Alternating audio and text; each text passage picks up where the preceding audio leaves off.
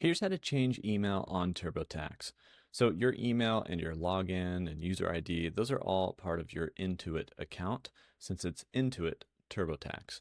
So on Tax Home, you can actually scroll down and you're going to find this resources section where it says My Account.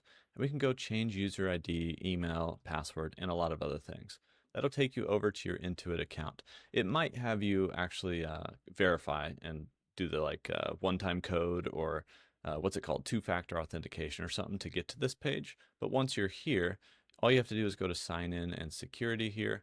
And then from there, you'll see user ID and also email address. So an email address, we can verify that email if we haven't already, or in this case, you're going to change it and then want to verify it. So you can just click on that, change the email address and save it. And you can also do the same for the user ID, where you can just change your user ID, confirm that's what you want, and save that. So both of those are kind of a part of signing in or logging in.